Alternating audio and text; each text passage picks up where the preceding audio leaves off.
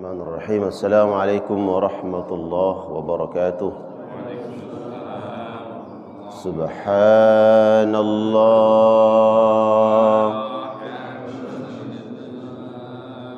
wa la ilaha illallah wallahu akbar. Subhanallah walhamdulillah wa la ilaha illallah wallahu akbar. Subhanallah walhamdulillah wa la ilaha illallah wallahu akbar. Alhamdulillah hamdan tayyiban katsiran mubarakan fihi yaliku bi jalalihi wa 'azimi sultanihi. Asyhadu an la ilaha illallah wahdahu la syarika lah. Syahadat 'abdin lam yakhsha illallah wa asyhadu anna Muhammadan 'abduhu wa rasuluh. Ballagha ar-risalah wa adda al-amanah wa nasaha al-ummah wa jahada fillahi haqqa jihadih wa tarakana 'ala mahajjatil bayda lailuha kanahariha la yazigu anha illa halik. Allahumma salli wa sallim wa barik ala nabiyyina wa rasulina wa syafi'ina maulana Muhammad wa ala alihi wa ashabihi wa man sara ala nahjihi wastanna bi sunnatihi ila yaumiddin, amma ba'du.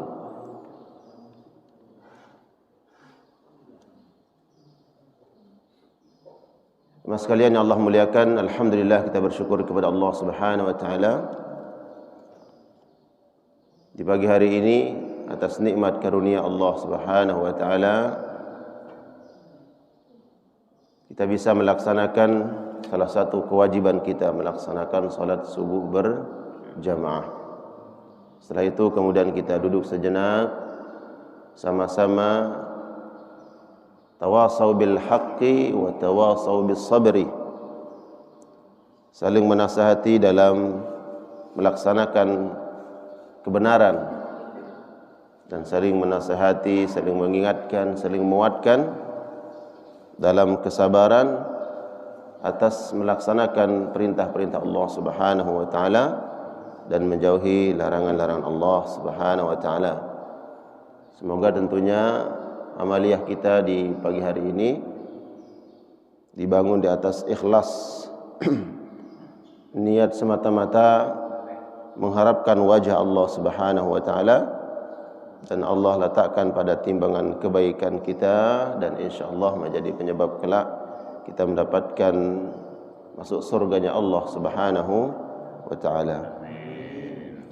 Kita sampaikan salawat salam kita untuk Nabi yang mulia sallallahu alaihi wasallam, untuk keluarga dan seluruh sahabat-sahabat Nabi Muhammad sallallahu alaihi wasallam, dan untuk seluruh umat beliau, terutama di akhir zaman ini yang senantiasa istiqamah, komitmen, berjuang dan bermujahadah melaksanakan sunnah-sunnah Nabi sallallahu alaihi wasallam.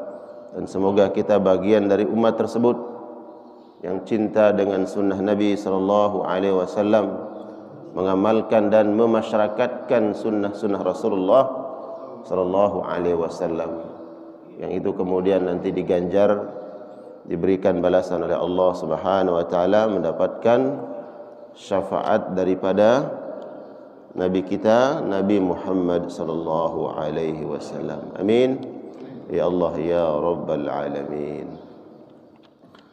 Alhamdulillah. Apa kabar semuanya jemaah? Sehat semua? Alhamdulillah. Masih ada yang mengantuk? Bagi yang mengantuk dimaafkan, karena memang waktu ini waktu biasanya kita ngantuk, betul enggak? Tapi alhamdulillah kita masih diberikan pertolongan oleh Allah sampai di masjid ini. yang hadir dengan pendengaran, dengan penglihatan dan menghayati apa yang kita sampaikan. Semoga Allah sempurnakan balasan kebaikannya. Ya, yang mengantuk pun insyaallah balasannya sama. Ya, tapi mungkin ilmunya yang berbeda nanti. Insyaallah kita lanjutkan pembahasan hadis di dalam kitab Riyadhus Shalihin. Kitab ini ditulis oleh siapa? Imam An-Nawawi rahmatullahu alaih. Kitab Riyadhus Shalihin, kitab yang sangat populer dan ini menjadi buku panduan, ya, kitab panduan kita dalam mengkaji hadis-hadis Rasulullah sallallahu alaihi wasallam.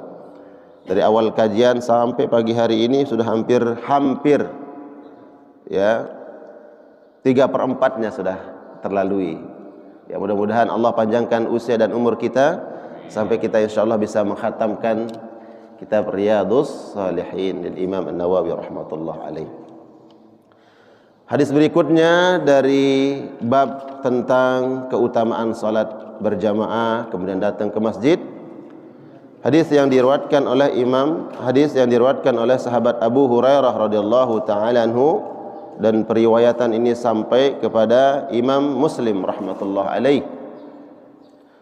Anna Rasulullah sallallahu alaihi wasallam qala, Nabi sallallahu alaihi wasallam bersabda, dan apa yang disampaikan oleh Nabi adalah al-haq, kebenaran.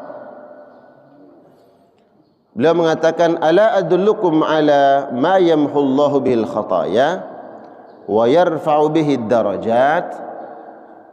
Ini sebuah tawaran. Saya ulangi, ini tawaran Nabi Muhammad sallallahu alaihi wasallam secara khusus, ya, konteksnya saat itu disampaikan kepada para sahabat. Nah, tawaran ini tidak dikhususkan hanya untuk para sahabat yang langsung disampaikan oleh Nabi saat itu. Ya, tawaran ini disampaikan kepada seluruh umat Nabi Muhammad sallallahu alaihi wasallam. Sebelum saya lanjutkan di sini jemaah, kalau tawaran ini dari Nabi kira-kira mau tidak? Pak, mau enggak? Ini tawaran dari Nabi ini, yang pasti mendatangkan kebaikan, ya kan? Mendatangkan kebaikan, mendatangkan keberkahan, menghadirkan maslahat baik di dunia ataupun di akhirat. Apa kata Nabi? Maukah kalian semua aku tunjukkan kepada perkara yang apabila kau lakukan, kalian amalkan perkara ini, Allah akan ampuni, Allah akan bersihkan dosa-dosa kalian. Ini tawaran menggiurkan tidak, Pak? Iya, dibersihkan dosa-dosa kita. Tidak hanya itu, ini baru tawaran pertama dari Nabi. Wa yarfa'u bihid darajat. Tawaran kedua adalah Allah akan menaikkan derajat kemuliaan. Ya. Kalau di sebuah perusahaan atau kantor, instansi, kita punya kesalahan tapi kemudian bukan punishment, bukan dihukum, tapi dimaafkan, kemudian ditawarkan, ya udah saya angkat pangkatmu, posisi, dipromosikan. Kira-kira mau nggak, Pak? Wah, saya yakin ini mah semua orang mau. Yang nggak mau illal akil, kecuali orang yang nggak gitu. Secara umum, tawaran dari manusia yang kita lihat dan nampak dalam pandangan dan pikiran kita bahwa oh ini ada kebaikannya, ada maslahat, ada manfaat yang saya dapatkan, pasti mau. Lalu bagaimana ini tawaran dari Nabi Muhammad sallallahu alaihi wasallam? Maka orang-orang beriman pasti istijabah, al-fauriyah. Ya tertarik, pasti langsung merespon ini tawaran Nabi Muhammad sallallahu alaihi wasallam. Allah akan maafkan, Allah akan ampuni dosa-dosa kita. Kedua, Allah akan angkat derajat kita. Nah, inilah Nabi, tugas Nabi itu di situ. Di antaranya adalah menyampaikan perkara-perkara seperti ini. Ada di antara kita yang langsung bisa terkoneksi bicara dengan Allah, Pak? Hah? Ada? Enggak ada. Bahkan Nabi pun sallallahu alaihi wasallam itu ada perantaranya. Ya, mendapatkan wahyu, berjumpa dengan Allah, ada perantaranya. Siapa?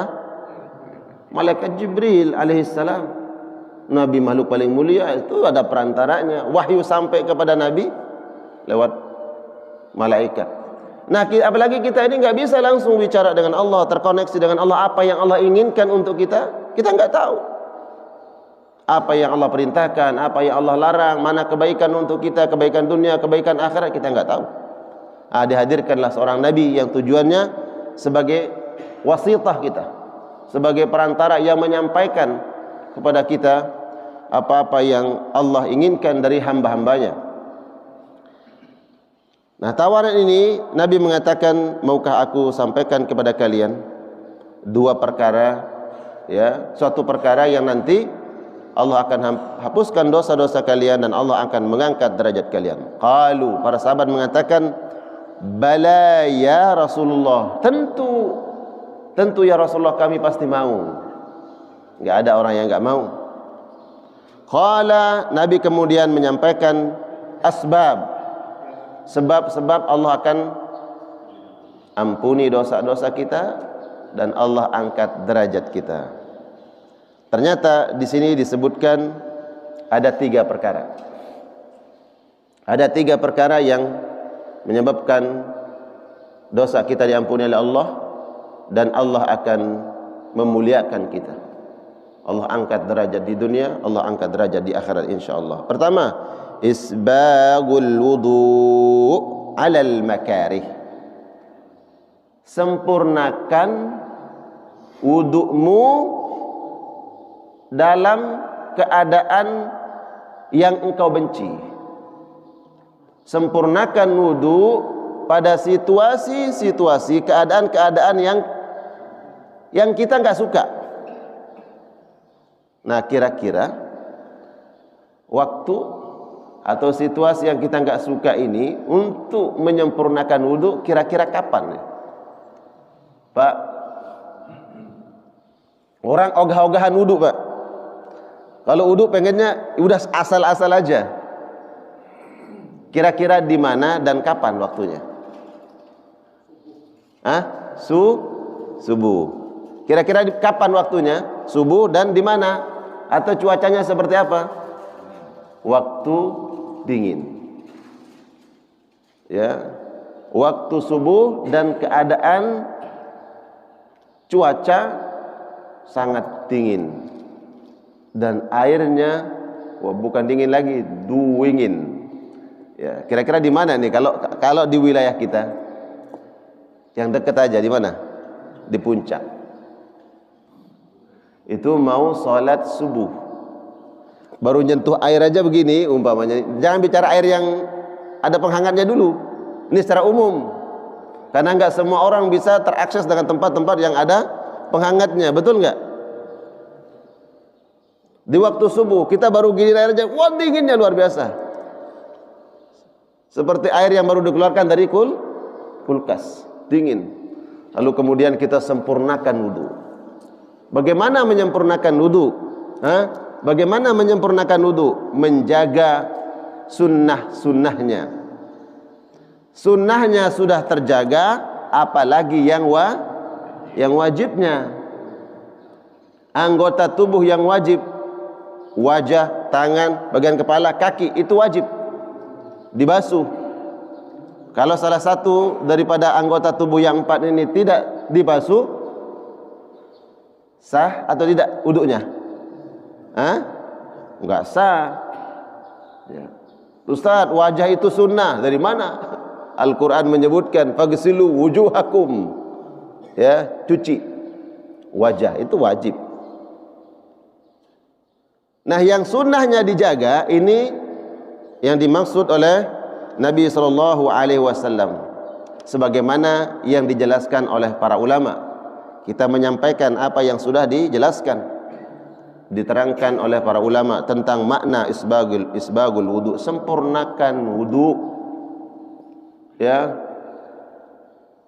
dalam keadaan cuaca yang sangat dingin di waktu subuh kita bangun salat berjamaah, kemudian wudu dengan sempurna, Allah, sambil menggigil, bukan tangannya menggigil, Pak, gigi, ya kan?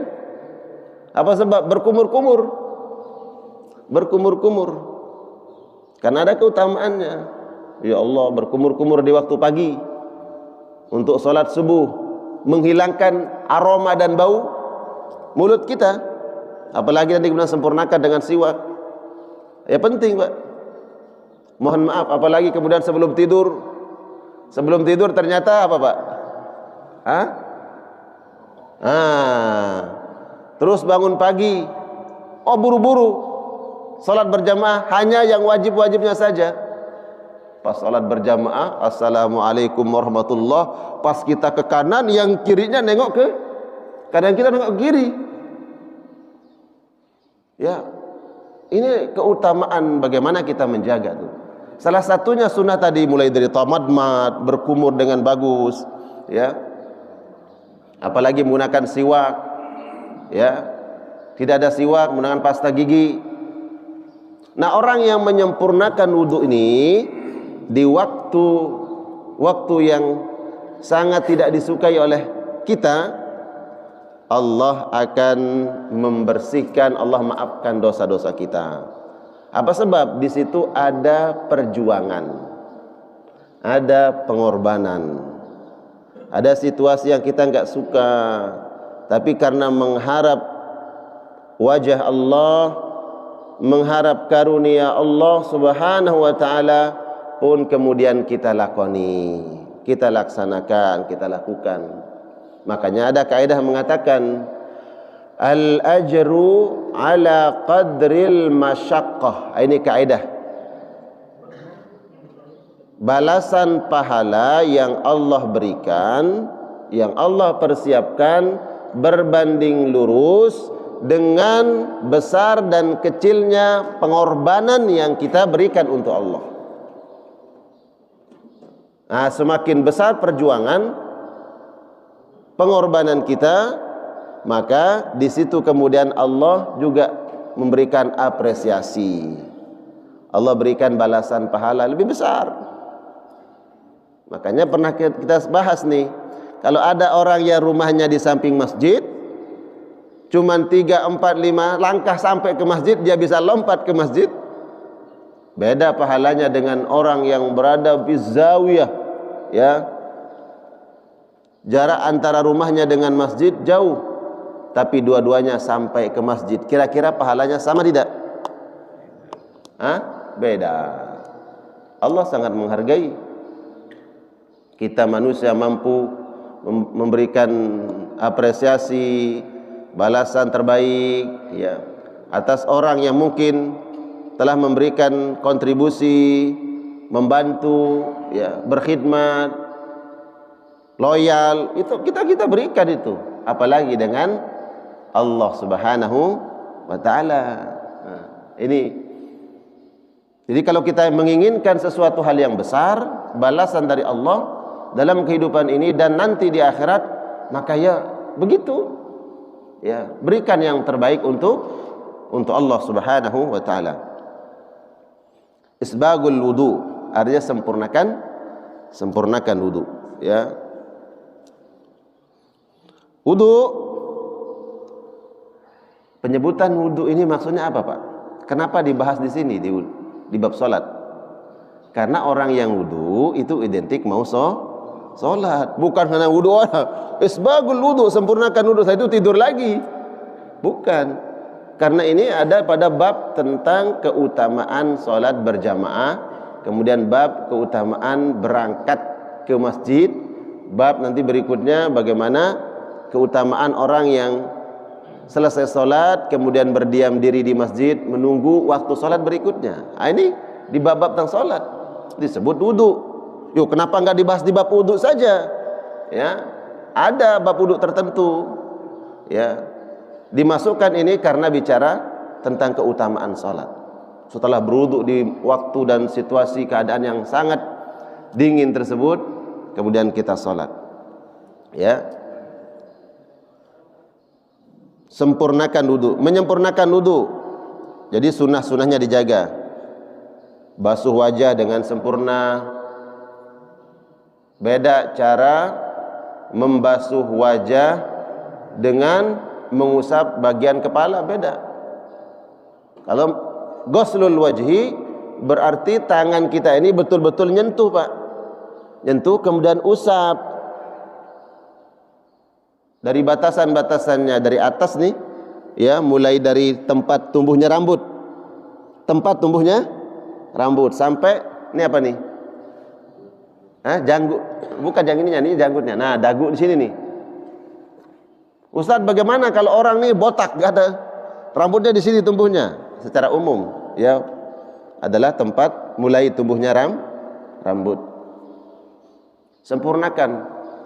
Nah, baru nanti ada sunnahnya, ya, sunnah ini disempurnakan, dan cara membasuh wajah beda dengan ketika membasuh sebagian kepala. Tidak boleh sama, ini disamakan kadang. Ya, cuma dicipratin ke wajahnya, diusap sedikit. Nah, itu tidak sempurna ya, tetap sah tapi tidak sempurna wudunya. Maka sempurnakan. Kenapa kita harus menyempurnakan amaliyah tersebut? Karena kita menginginkan kesempurnaan balasan dari Allah Subhanahu wa ta'ala.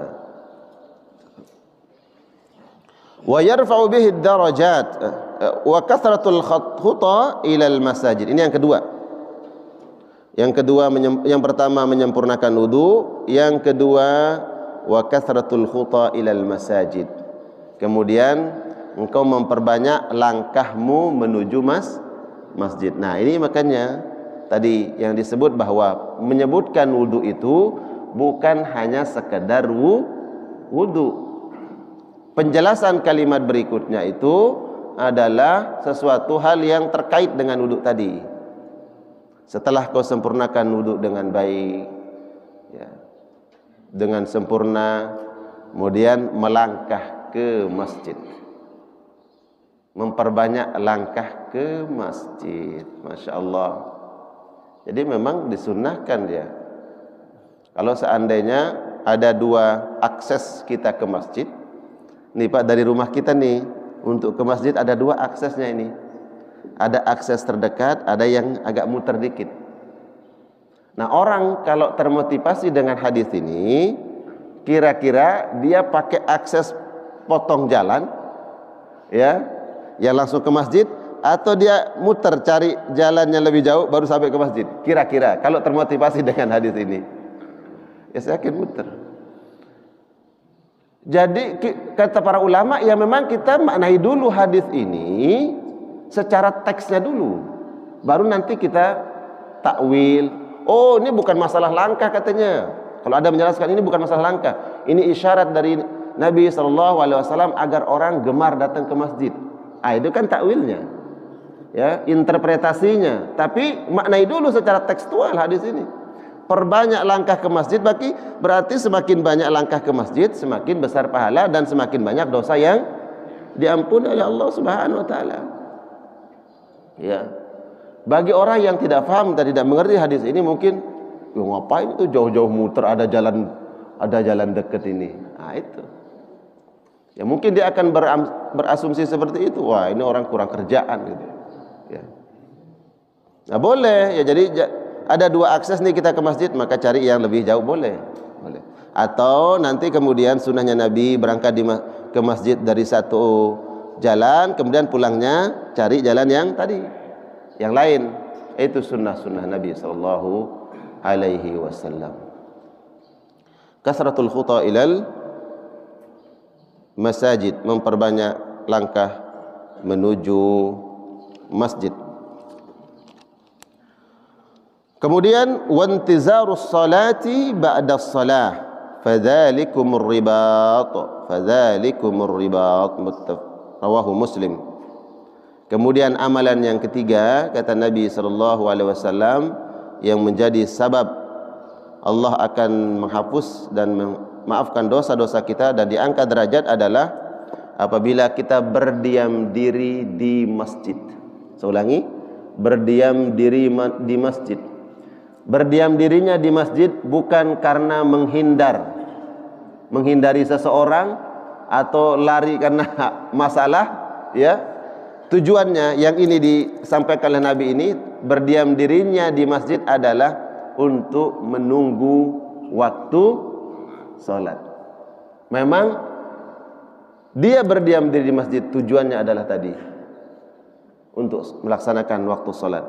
Karena Nabi SAW menyampaikan bahwa ada orang yang Allah Subhanahu wa taala angkat derajatnya, tidaklah dia berdiam diri di masjid dan tidak pulang ke rumahnya, melainkan karena disebabkan menunggu waktu salat. Karena dia menunggu waktu salatlah kemudian dia tidak pulang ke rumahnya. Nah, amalan yang ketiga ini, yang intizarus salah ba'da salah, menunggu waktu salat sampai tibanya waktu salat berikutnya. Kira-kira ini waktu ini kapan nih? Ya, secara umum bisa kita lakukan setelah salat, ya ketimbang ke rumah balik, ya nanti di rumah juga ngapain, ya kan? Apa yang kita lakukan di rumah? Ngobrol atau hal-hal yang lain, maka mending di masjid. Atau juga sebentar lagi masuk waktu berikutnya. Kira-kira nih waktu kapan, Pak? Maghrib. Kalau kita bicara tentang salat wajib, ya, bicara tentang dari salat wajib ke salat wajib berikutnya, maghrib sampai isya. Kira-kira nunggunya lebih dari 1 jam enggak tuh, Pak? Enggak. Hitung saja sekarang maghrib itu jam 6 kurang 10 menit, ya. Kemudian isya jam 7 lewat berapa? 2 menit. Kita dari jam 6, kemudian dari jam 6 kurang, kemudian nunggu azan maghrib, mulai maghrib nunggu muazin qomat, baru berjamaah sampai jam 6 lewat 1/4. Enggak sampai 1 jam dari setelah sholat maghrib sampai waktu isya. Betul enggak? Nah, kalau duduk di masjid kemudian betul-betul niatnya adalah menunggu sholat berjamaah di masjid, inilah amalan yang Allah mengangkat derajat kita di sisi Allah dan Allah bersihkan dosa-dosa. Kalau anak muda mampu melakukan seperti ini, ya, subhanallah, maka mohon maaf, orang yang tua pun sejatinya lebih bisa. Orang yang sudah tua, mohon maaf, ini tapi ada yang tak tua enggak di sini? Ini muda semua nih, Pak. Masih muda, Pak, ya? Insyaallah semangat kita muda. Pak Haji, ya, muda semangat kita insyaallah. Nah, menunggu salat berjamaah, ya, berdiam diri di masjid, toh juga mau pulang ngapain coba nih? Habis maghrib mau pulang ngapain? Oke, ada tamu mungkin, ada janjian, ada alasan. Apalagi, oh cucu yang jauh lagi datang nih, ya kan? Dia cuma 2 hari ngunjungin kita, ya, cucu udah lama nggak ketemu, ya kesempatan berlama-lama dengan cucu. Nah, kan kita bicara orang tua nih. Apalagi alasannya kira-kira? Ya, kalau nonton TV sih kayaknya udah nggak zamannya gitu ya. Ya. Apalagi? Nggak ada lagi alasannya. Ya udah, nyender di masjid. Ustadz, bagaimana kalau di masjid sambil nyenderan tidur? Nggak apa-apa. Dicatat semua amalan kita di masjid, dicatat seperti orang salat. Ini enggak semuanya kita bisa baca di sini. Ada orang yang duduk di masjid menunggu waktu salat, ya. Kemudian aktivitasnya di masjid selama tidak ada aktivitas yang dilarang, aktivitasnya mubah bukan yang haram. Maka semua gerak-geriknya, ucapannya, perbuatannya nilainya sama seperti dia salat. Pernah salat 1 jam. Ya, sholat sunnah sendirian 1 jam. Pernah Ustaz, kalau sholat berjamaah, sholat tarawih, itu pun kadang ngikutin imam. Ya, kalau sholat sendiri Allahu a'lam. Nah, orang yang di masjid 1 jam duduk menunggu sholat berikutnya, seandainya dia bicara sama temannya, sesama jamaah, ya, bicara yang mubah, bukan bicara yang haram, maka semua aktivitasnya, gerak-geriknya, ucapannya tetap dinilai pahala. Ya, nilai pahalanya apa? Salat, seperti kita salat. Lalu Ustaz, bagaimana kalau umpamanya kita sempurnakan dengan salat-salat mutlak? Karena ada salat sunnah yang tidak terikat dengan waktu, disebut dengan salat sunnah mutlak. Ngapain juga nih di masjid, nggak ada teman ngobrol, baca Quran sudah hampir 1 juz, zikir. Coba salat sunnah mutlak, boleh. Salat sunnah mutlak yang tidak terikat dengan waktu. Kalau setelah salat wajib disebut dengan salat sunnah rawatib. Ada salat sunnah mutlak. Nah, semua aktivitas kegiatan kita di masjid itu, pembicaraan kita bukan yang haram, ya, zikir kita, semuanya dinilai seperti orang sholat. Allahu Akbar. Ya, Allahu Akbar. Nah, ini motivasi itu. Karena Allah berikan kesempatan. Saya ulangi, Allah berikan kesempatan untuk kita. Jangan sampai kita ketika diuji oleh Allah Subhanahu wa taala berbaring di rumah masih mending dibanding berbaring di rumah sakit. Kemudian di situ baru berharap, ya Allah, ketika kita sakit di rumah udah nggak bisa ngapa-ngapain, cuma di kursi roda, mohon maaf, ada sahabat, tetangga, kawan yang lewat depan rumah mau ke masjid. Di situ dia berangan-angan, ya Allah, coba seandainya saya sehat, ya Allah, saya ingin tetap datang ke masjid. Nah, di situ kadang orang banyak berangan-angan. Ya. Lalu di mana ketika kita diberikan umur usia sehat oleh Allah Subhanahu wa taala? Duduk di masjid. Ya. Nah, jadi intizarus shalah ba'da shalah, menunggu waktu salat. Dari salat ke salat berikutnya. Tapi ada amalan, ini jamaah sekalian Allah muliakan, ada amalan yang menunggu waktu salat, bukan dari waktu salat, tapi betul-betul menunggu waktu salat.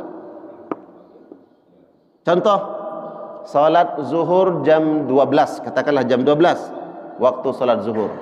Dia datang ke masjid jam setengah 12. Sudah masuk waktu belum tuh?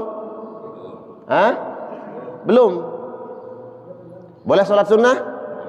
Boleh. Salat sunnah apa pertama? Tahiyatul masjid. Kedua, salat sunnah wudu. Boleh. Ketiga, salat sunnah mutlak. Keempat, salat sunnah hajat. Boleh. Boleh hajat siang hari, boleh. Ya. Ada lagi salat sunnah, mungkin dia berbuat maksiat, dosa besar, dia nyesal datang ke masjid. Ya Allah, setengah jam lagi mau salat, datang ke masjid. Salat sunnah taubat. Baru dia nunggu tuh, muazzinnya belum datang ya. Oh iya, memang belum jam 12, belum waktu. Dia duduk di situ. Sebelum dia masuk ke masjid, dia berwudu tidak? Berwudu enggak? Berwudu. Karena mau melaksanakan salat. Nah, kata ulama, Imam Isfiraini, beliau mengatakan, kalau ada orang seperti ini, belum masuk waktu salat, tapi dia sudah bergegas melaksanakan suatu kewajiban yang tidak sempurna kewajiban, kecuali dengan kewajiban itu, maka dia mendapatkan pahala lebih dari keutamaan yang wajib. Apa itu? Sesuatu hal yang wajib, tidak sempurna yang wajib, kecuali dengan yang wajib ini. Apa itu? Wudu. Orang mau melaksanakan sholat zuhur, wajib tidak sholat zuhur? Wajib. Nah, tidak akan sah yang wajib ini kecuali dengan yang wajib ini. Apa tuh? Wudu. Nah, kan muter-muter, nali usul fiqh begitu, diputar-putar kita. Ya. Apabila tidak sempurna yang wajib kecuali dengan sesuatu, maka sesuatu ini menjadi wajib. Salat zuhur wajib, ya. maka tidak sah solat kita kecuali dengan wudu. Maka wudu ini wajib. Nah, yang wudu wajib ini kapan mulai wajibnya? Apakah setengah 12 sudah wajib? Hah? Tadi saya katakan zuhur jam 12. Apakah setengah 12 sudah wajib belum wudu? Ayo. Wajib enggak wudu? Bapak Kombes? Hah? Wajib enggak wudu setengah 12? Enggak. Wong sholatnya belum wajib kok harus wajib melaksanakan wudu? Enggak. Para ulama mengatakan kapan mulai masuknya waktu sholat itu, itulah waktu wajibnya wudu. Kalau Allahu Akbar, Allahu Akbar, wajib nih, udah masuk waktu sholat, baik sholat subuh, zuhur, asar, maghrib, isya, maka kata para ulama, maka saat itu wajib berwudu. Wajib artinya wajib kita melaksanakan sholat. Karena sholat wajib, maka wudu menjadi wajib. Sebelum masuk waktunya wudu sholat, berarti kalau ada orang yang melaksanakan wudu sebelum masuk waktu sholat, maka dia sudah melaksanakan amaliyah sunnah. Amaliyah sunnah. Nah, sekarang pertanyaan saya,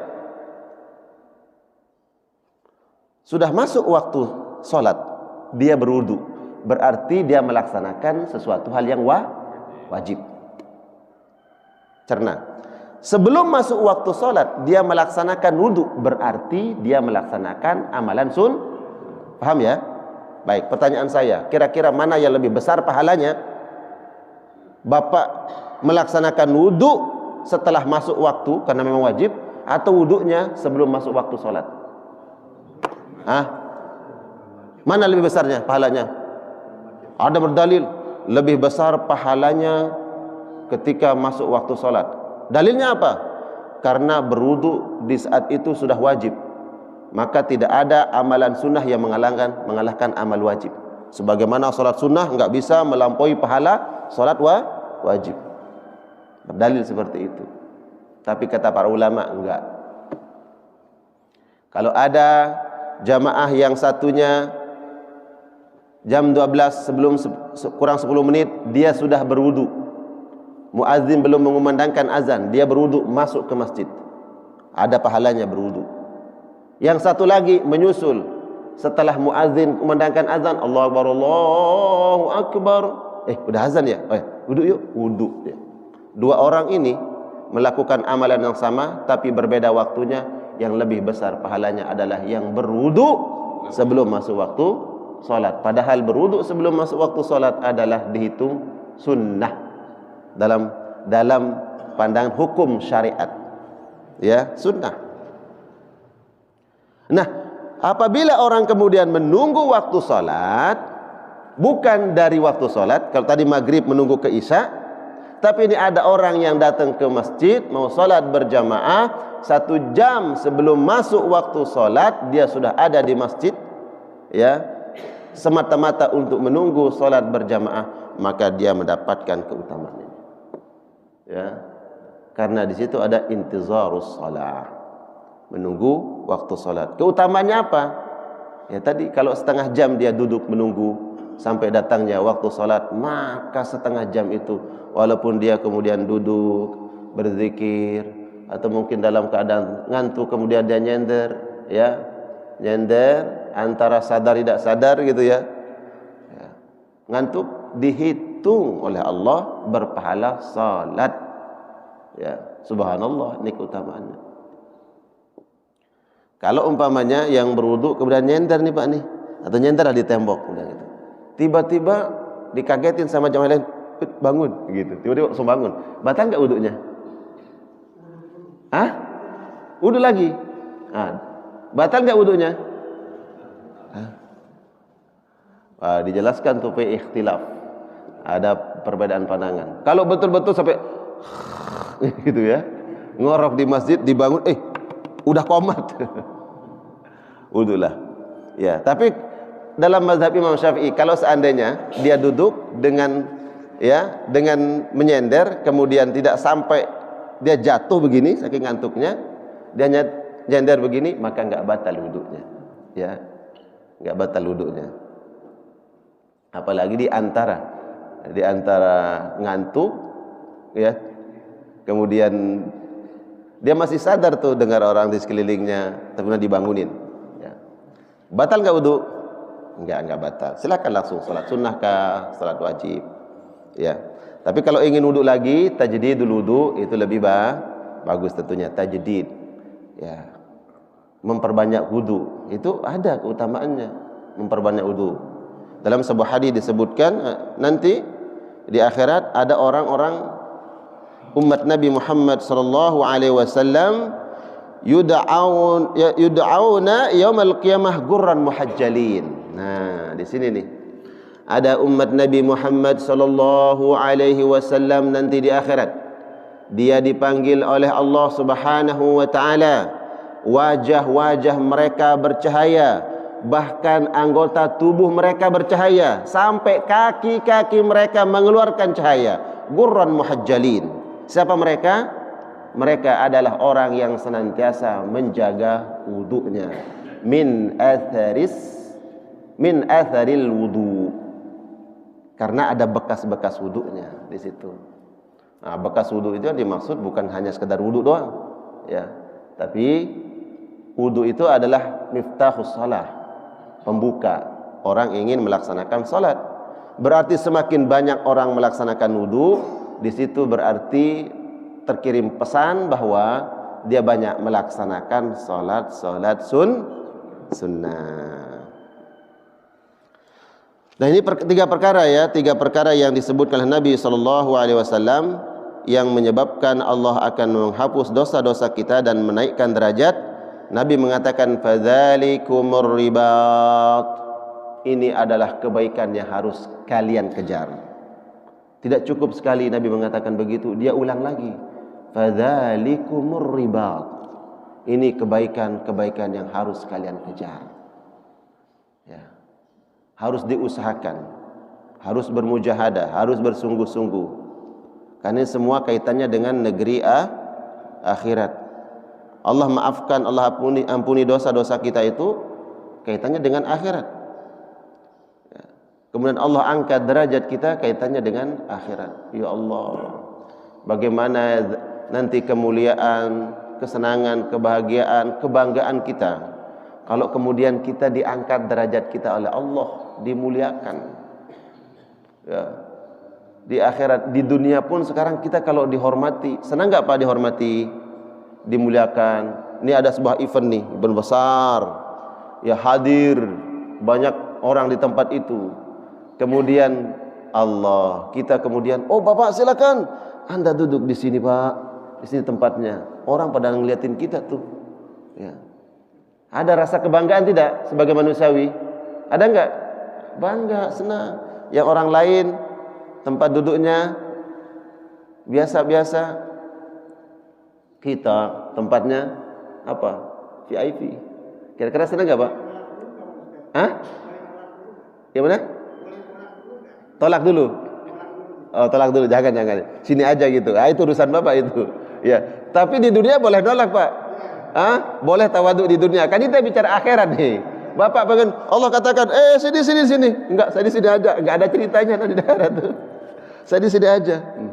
Dibilang tawaduknya dulu di akhirat.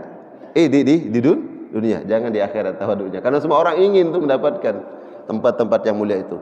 Ada orang yang mana ahlul Quran, dikumpulkan nih para penghafal Quran. Kita hitung-hitung hafalan kita enggak ada hafalan, Pak. Terus kemudian ainal mujahidun, mana orang-orang yang dulu berjihad di jalan Allah Subhanahu wa taala, ada tempat-tempatnya. Nah, kita enggak kebagian itu. Di zaman kita enggak ada perintah dari ulil amri, medannya enggak ada, keadaan situasinya enggak ada. Enggak dapat kita peluang jihad di jalan Allah Subhanahu wa taala. Kemudian mana orang-orang yang para sahabat Nabi sallallahu alaihi wasallam, orang-orang mulia ada tempat-tempatnya, kita bingung nih. Ternyata kita bisa menggapai kemuliaan itu lewat apa? Lewat sunnah-sunnah Nabi sallallahu alaihi wasallam. Di antaranya tadi menjaga wudu. Mana mereka-mereka yang menjaga wudunya? Dikelompokkan oleh Allah. Gurran muhajjalin. Gurran itu sebenarnya asal kata gurran itu sesuatu hal yang menjadi tanda. Bapak tahu kalau ada kuda kuda itu yang bagus, Pak, warnanya gimana? Yang bagus tuh. Ada katanya yang di kepalanya itu ada belang, ada hitam di kepalanya. Nah, kuda seperti itu yang ada tandanya itu disebut gurran, tanda. Nah, ini kuda tandanya ada nih. Kuda ini mahal nih. Ya, tangguh, ya, perkasa. Nah, umat Nabi nanti ada tandanya. Siapa mereka-mereka yang menjaga wudunya, wajahnya bercahaya. Bahkan bukan wajahnya, sampai kakinya mengeluarkan cahaya. Bentuknya seperti apa? Bagaimana? Allahu a'lam bis-shawab. Kaki kita akan bercahaya. Seperti apa nanti? Allahu a'lam. Tapi coba cari sekarang, ada enggak binatang yang kemudian anggota tubuhnya ini mengeluarkan cahaya? Bukan dari energi, ya. Bukan karena aliran listrik, bukan. Tapi memang tubuhnya mengeluarkan cahaya. Ada enggak binatang seperti itu? Apa?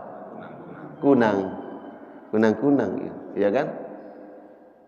Nah, umat Nabi nanti ada tandanya seperti itu. Kunang-kunang di gelapnya malam, di situ nampak, kelihatan dia. Oh, ada cahaya. Umat Nabi nanti ada orang-orang yang wajahnya ya muram, hitam, sedih, gundah gulana. Tapi umat Nabi yang menjaga wudunya bercahaya, bahkan sampai kakinya bercahaya. Nah, kenapa sampai disebutkan kaki bercahaya? Disebutkan dalam beberapa athar bahwa nanti di akhirat orang dalam zulumat, dalam kegelapan. Lalu di saat itu dan situasi kondisi seperti itu, Allah berikan kita cahaya. Maka kita nampak tuh kemana kita akan melangkah, tahu arah. Nah, dari asari sujud, dari bekas-bekas sujud. Kemudian ada hadis yang disampaikan oleh Nabi SAW yang lebih dijanjikan oleh Rasulullah SAW dari 3 perkara ini. Kalau dari 3 perkara ini Allah akan bersihkan, Allah hapuskan dosa-dosa kita dan dinaikkan derajat, diangkat derajat di sisi Allah. Tapi dalam satu hadis Nabi mengatakan Allah akan masukkan ke dalam surga. Ya, Allah masukkan ke dalam surga. Man shallal bardaini dakhalal jannah. Siapa orang yang menjaga ibadah salatnya di 2 waktu dingin. 2 waktu dingin. Kira-kira 2 waktu dingin itu kapan, Pak? Oke, 1 subuh. Kedua, 2 salat dingin. Disebut Nabi salat al-bardain, 2 salat dingin. Pertama subuh, ini jelas subuh. Yang kedua itu adalah salat asar. Siapa orang yang menjaga salat subuhnya, ya di sini salat subuh berjamaah dan salat asar, maka Allah akan masukkan ke dalam surga. Kenapa salat asar disebut salat dingin, Pak? Kenapa salat asar disebut salat dingin? Pertama, ulama mengatakan karena memang ketika masuk waktu asar adalah permulaan berubahnya situasi cahaya, ya, dari panas kemudian mulai dingin kalau sudah masuk waktu asar. Kedua, karena di waktu-waktu asar ini manusia terkadang banyak dihalangi oleh urusan-urusan dunia untuk melaksanakan sholat berjamaah.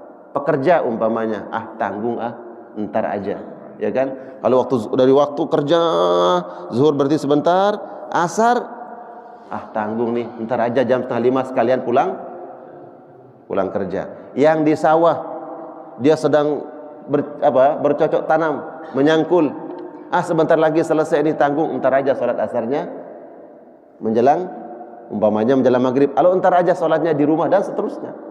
Makanya ini disebut dengan 2 sholat dingin, subuh dan sholat asar. Siapa orang yang menjaga 2 sholat dingin, yaitu sholat subuh berjamaah dan sholat asar berjamaah tepat waktu, janji Nabi SAW adalah Allah masukkan ke dalam surga. Maka jaga 2 perkara ini, terutama sholat subuh. Di saat semua orang mungkin enggan melangkah ke masjid, kita bangun, melangkahkan kaki menuju masjid sholat berjamaah. Di waktu asar kebanyakan manusia lalai dengan pekerjaan, kita kemudian meluangkan waktu untuk melaksanakan salat asar berjamaah, maka 2 salat ini jaminannya adalah Allah masukkan kita ke dalam surga insyaallah. Dari ujung kanan sampai ujung kiri semuanya insyaallah jadi ahlul jannah. Amin. Amin.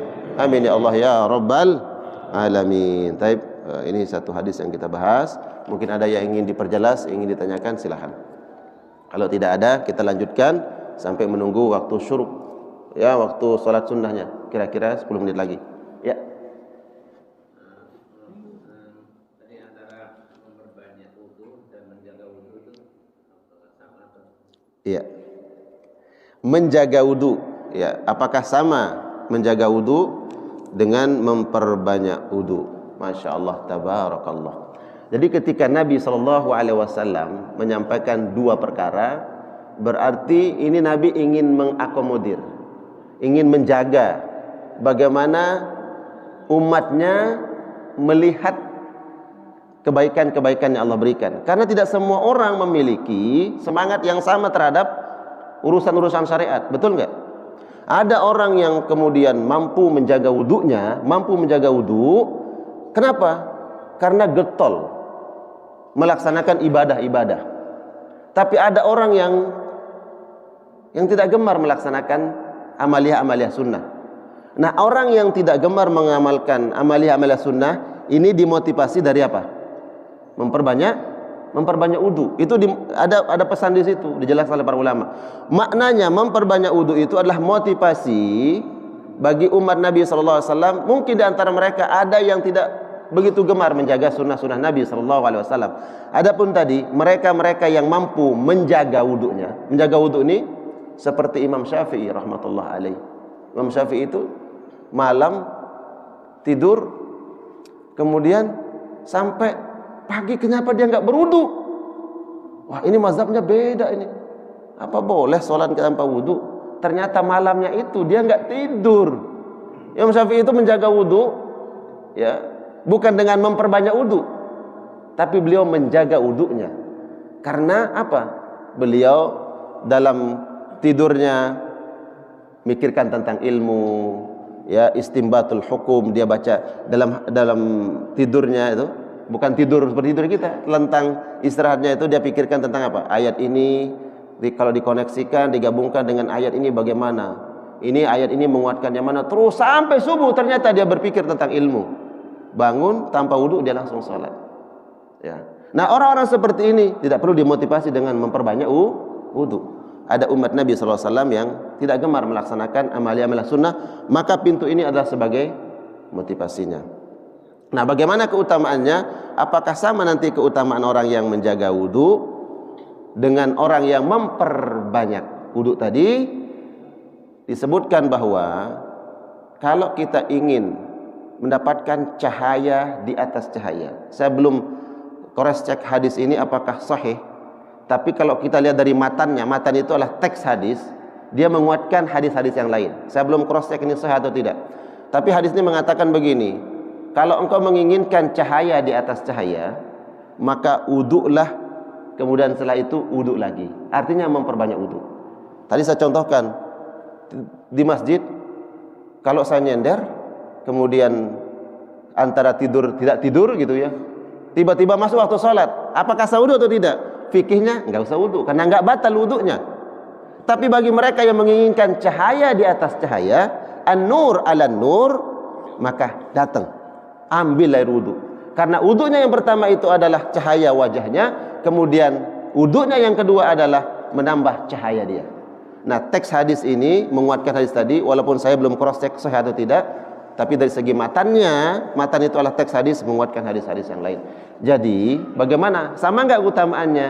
Maka orang yang selalu berwudu berulang kali tadi dengan niat untuk melaksanakan ibadah sunnah itu memiliki keutamaan, ya, memiliki keutamaan. Keutamaan sendiri kita menjaga wudu dengan berulang kali. Tapi di sini bukan berarti wudu terus, bukan, ya. Karena isyarat menjaga wudu dengan berwudu itu adalah melaksanakan ibadah sunnah, ya, melaksanakan ibadah sunnah. Barakallah. Begitu ya, dapat dipahami. Ada lagi? Sudah masuk waktu salat? Sebentar.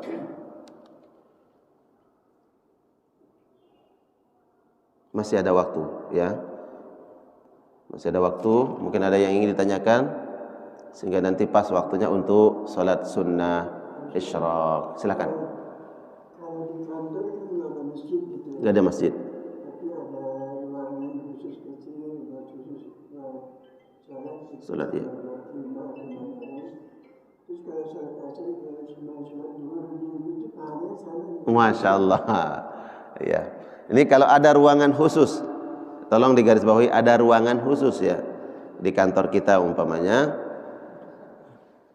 Kemudian kita sholat, berdiam diri di situ untuk menunggu waktu sholat. Baik, kita lihat dulu nih konteks hadis ini. Hadis ini berbicara tentang sholat berjamaah. Ya, saya ulangi, ini sholat berjamaah di masjid. Jadi kalau ada orang yang datang ke masjid, kemudian dia berdiam diri di masjid untuk menunggu waktu sholat berikutnya, maka berdiam dirinya tersebut bernilai pahala di sisi Allah. Pahalanya apa? Pahalanya dihitung sholat. Jadi selama dia duduk berdiam diri di masjid itu, seandainya 1 jam, maka dihitung di hadapan Allah dia sholat satu jam. Nah, bagaimana kalau itu di kantor kita, ya, diniatkan seperti itu, maka tetap mendapatkan pahala. Kalau dia meniatkan, saya ada tempat ruangan, saya diam di sini untuk menunggu waktu sholat. Nanti saja saya pulang, umpamanya. Nanti saya pulang karena saya mau menunggu waktu sholat isya umpamanya. Kalau pulang habis maghrib mungkin macet segala macam, mending saya di sini. Di situ ada musola atau ruangan, maka dia mendapatkan keutamaan tadi, ya, mendapatkan keutamaan. Dia mendapatkan keutamaan pahala sebagaimana salat selama dia menunggu tadi, ya. Allahu a'lam bisawab. Kecuali ya, kalau kita kaitkan dengan iktikaf. Iktikaf itu di masjid. Nah, kalau umpamanya kemudian Ustadz, saya di kantor, saya niatkan iktikaf karena di kantor juga berdiam diri, kemudian saya zikir, saya baca Quran, saya sholat sunnah, saya niatkan iktikaf. Sah nggak iktikafnya? Nggak sah iktikafnya. Tapi berdiamnya di kantornya tadi, kemudian baca Quran, zikir, sholat sunnah, dapat pahala tidak? Dapat pahala. Maka bisa seperti itu, ya. Maka ketika menunggu di kantor, sebelum pulang, saya pada ruangan di situ, saya nunggu sampai waktu isya. Maka apa yang didapatkan? Dia dapatkan keutamaan tadi, tidak dapatkan keutamaan masjid, ya. Allahu a'lam bissawab. Dan di hadis ini menjelaskan, ya, ini untuk menunggu waktu. Hadis ini menunjukkan tentang keistimewaan dan keutamaan masjid dibandingkan tempat-tempat yang lain. Ini menjadi catatan kita. Keistimewaan masjid dibandingkan tempat-tempat yang lain, apalagi dibandingkan rumah kita. Ya, berdiam diri di masjid berbeda keutamaannya dibandingkan duduk di rumah. Ya, berdiam diri saja ada pahalanya di masjid. Ya, apalagi tadi niatkan ibadah, maka duduknya menjadi pahala. Ya, di dalam masjid. Di emperan ngapain di emperan? Ya. Kadang di emperan, Pak. Kenapa? Karena masjidnya dikunci. Ya. Kenapa dikunci? Tromol hilang.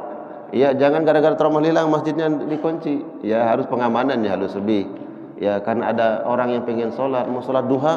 Kira-kira sholat duha di sini nyaman dengan karpetnya juga nyaman. Sholat duha di emperan teras masjid. Kira-kira khusyuknya beda nggak? Ya beda. Kita mau sholat ke masjid, datang, ternyata kekunci.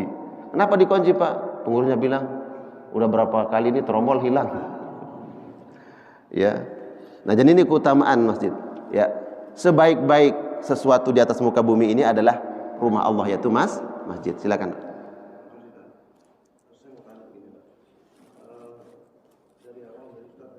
Ya.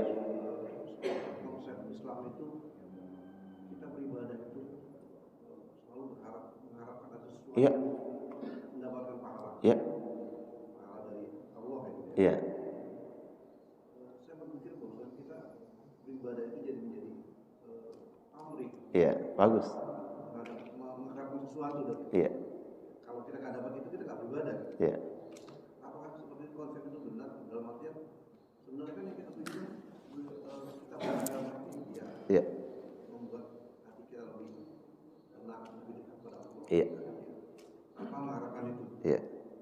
Kadang-kadang kita berpikir bahwa ya itu hubungan dengan hukum Allah ya. Iya. Memang tidak selalu. Tapi dia berhubungan dengan manusia mungkin tidak sebaik itu.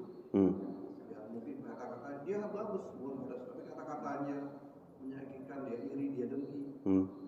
Dia selalu perbuatan yang menyakiti orang lain. Ya.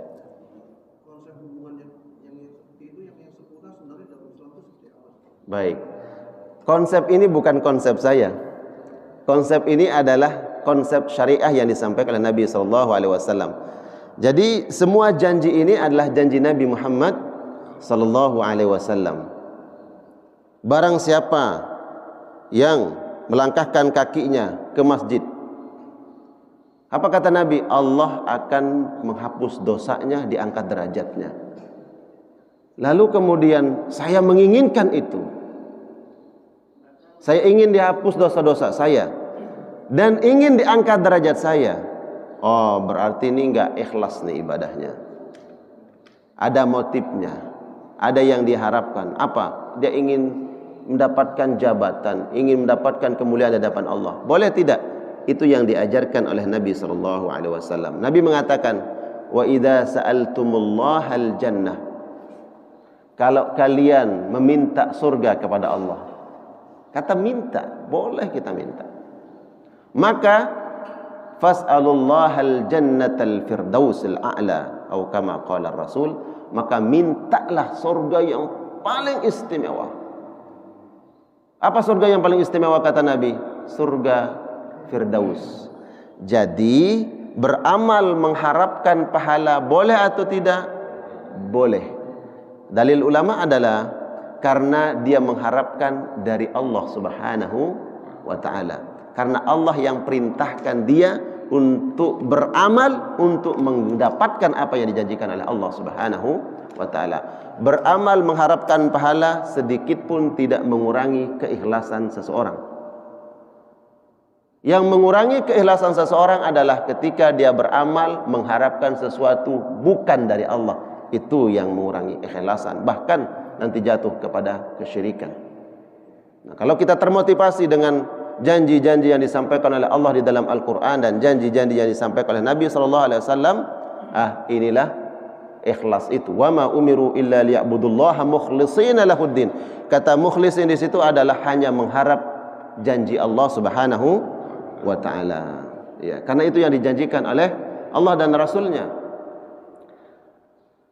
Dan kita menyampaikan seperti ini, perkara akhirat harus saling memotivasi. Dan Allah dan Rasulnya memberikan, mohon maaf, iming-iming. Adapun urusan-urusan dunia enggak perlu diiming-iming, karena tanpa diiming-iming pun manusia pasti akan berlomba-lomba untuk mengejar dunia. Enggak perlu, makanya kemudian ada training, kemudian bagaimana menjadi orang kaya, bagaimana sukses dalam bisnis. Ya, tanpa kita mengajarkan pun manusia berlomba-lomba untuk mencari itu. Tapi urusan akhirat ini perlu ini. Ya, karena tidak semua orang kemudian mengharapkan balasan-balasan akhirat tadi. Sehingga penting kemudian kita menyampaikan apa yang dijanjikan oleh Allah Subhanahu wa ta'ala dan disampaikan oleh Rasulnya balasan-balasan kebaikan tersebut. Ini dari segi kita memandang syariat, ya, syariat.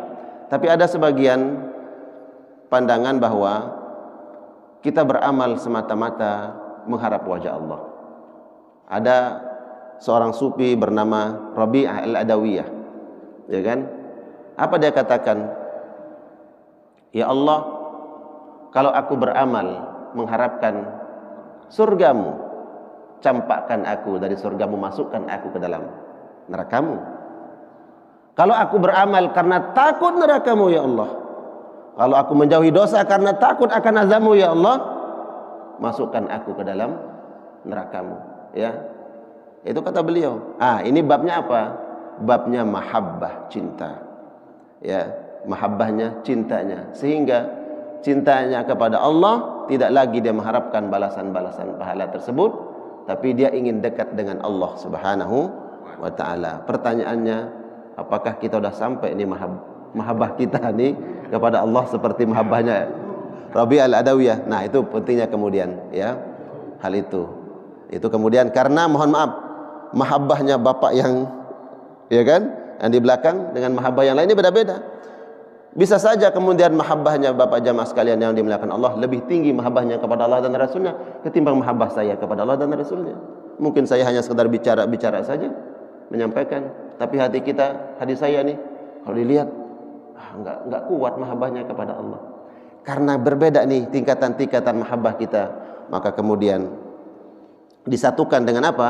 Dengan janji-janji Allah dan Rasulnya, sehingga semua nih memiliki semangat yang sama untuk mendapatkan redha Allah dan redha Rasulnya sallallahu alaihi wasallam. Jadi kuncinya adalah beramal sesuai dengan perintah Allah dan Rasulnya, dan mengejar sesuatu apa yang dijanjikan Allah dan Rasulnya, tidak mengeluarkan seseorang dari nilai-nilai ikhlas semata-mata karena Allah Subhanahu wa ta'ala. Barakallah, terima kasih pertanyaannya. Barakallah, semoga bermanfaat. Tapi cukup waktunya, mudah-mudahan kajian kita pada pagi hari ini menjadi penyebab Allah turunkan rahmatnya untuk kita semua. Allah ampuni dosa-dosa kita, dan Allah Subhanahu wa ta'ala memberikan kita ilmu yang bermanfaat yang kita amalkan dalam kehidupan sehari-hari. Amin ya rabbal alamin. Subhanakallahumma bihamdika asyhadu an la ilaha illa anta astaghfiruka wa atubu ilaik. Wa sallallahu ala nabiyyina Muhammad wa ala alihi wa ashabihi wasallam. Assalamualaikum warahmatullahi wabarakatuh.